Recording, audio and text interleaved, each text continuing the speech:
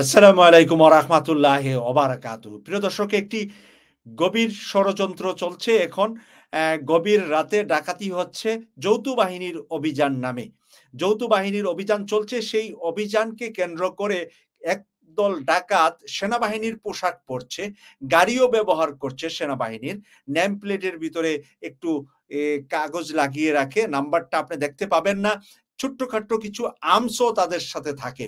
তারা বিভিন্ন বাড়িতে গিয়ে তারা দারোয়ানকে ভয়ভীতি দেখিয়ে যে আমরা যৌথ বাহিনীর অভিযান করতে এসেছি, আসলে মূলত তারা ডাকাত। সেই রকম একটি টেলিফোন কল রেকর্ড আমাকে ঢাকা থেকে পাঠিয়েছে। কল রেকর্ডটা আপনাদেরকে শোনাচ্ছি এবং সেই রেকর্ডের পরে আপনাদেরকে সতর্ক হওয়ার জন্য আরেকটু পরামর্শ আমি দেব আপনাদেরকে।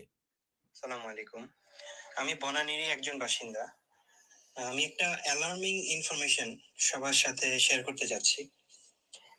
আপনারা সবাই জানেন গতকালকে থেকে যৌথ বাহিনীর অথবা সেনাবাহিনীর অভিযান শুরু হয়েছে। তো অবশ্যই এটা ওয়েলকামিং।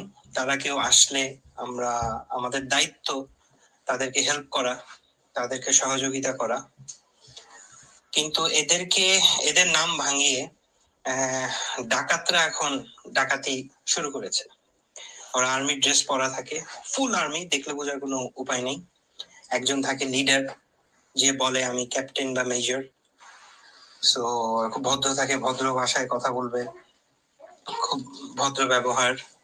হ্যাঁ, দেখতেও মনে হবে যে না, ফ্রম গুড ব্যাকগ্রাউন্ড।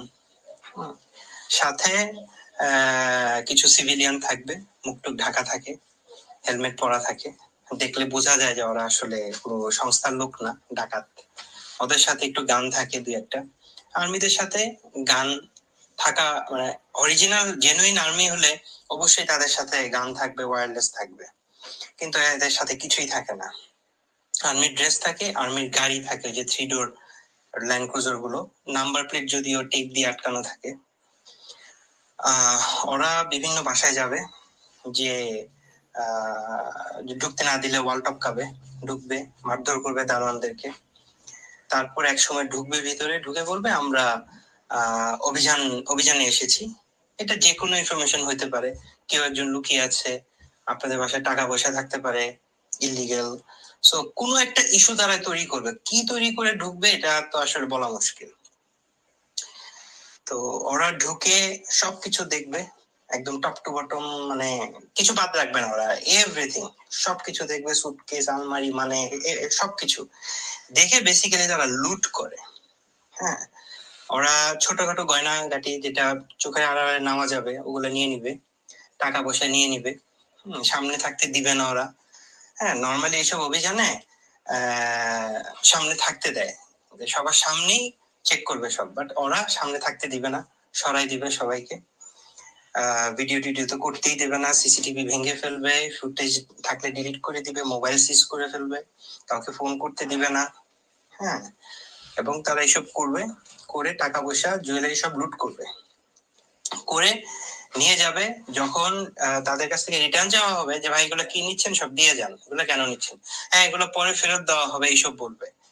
এটা নিয়ম না। নিয়ম হচ্ছে যদি কারো কাছ থেকে কিছু সিজ করে, যে জিনিসই হোক, ওরা একটা সিজার রিপোর্ট দিবে যে এই জিনিস আমরা নিয়ে গেলাম, সময় মতন আবার এই রিসিপ্টের এগেইনস্টে এগুলো ফেরতও দিয়ে দিবে। এটা নিয়ম। বাট ওরা তো জেনুইন আর্মি না, বা কোনো গোয়েন্দা সংস্থা না, ওরা ফেক, সবই ফেক। ওরা ডাকাত, ওরা এসে লুট করে। তো ওরা এই জিনিসটা করে রাতে বেলা, রাত 12টার পরে, 2টা 3টা 4টা ওই সময় করে, খুব তাড়াহুড়োর মধ্যে থাকে, কোন রকম শেষ করে ওরা টান দিয়ে চলে যায়। আর ভয়ভীতি দেখাবে, যে সহযোগিতা না করলে অস্ত্র রেখে বলবে অস্ত্র পাওয়া গেছে, ড্রাগ রেখে বলতে পারে ড্রাগ পাওয়া গেছে, তখন তো ফাঁসাই দেওয়ার চেষ্টা করবে, যদিও তারা ফেক। হ্যাঁ, তো আমার মনে হয় এই জিনিসটা সবাই একটু অ্যালার্ট থাকা উচিত। এরকম নিশ্চয়ই একটা বাসায় না, তাদের টার্গেট নিশ্চয়ই অনেক বড়। সবাই একটু সাবধানে থাকবেন। ফি আমানিল্লাহ। আপনারা ঢাকার বনানী থেকে রেকর্ডটা আমার কাছে যে পাঠিয়েছে, আপনারা রেকর্ডটা নিশ্চয়ই শুনেছেন। পুরা রেকর্ডটা শোনার পরে আর বিশ্লেষণের তেমন কোনো বাকি নেই। শুধু এতটুকু আমি বিনয়ের সাথে বলবো যে ঢাকার, চট্টগ্রাম, রাজশাহী, খুলনা শহর বন্দরগুলাতে যে যারা বাড়ি ঘরের মধ্যে দারোয়ান আছে, আপনারা একটু রাতের বেলা আরেকটু পাহারা সিকিউরিটিটা বাড়াবেন।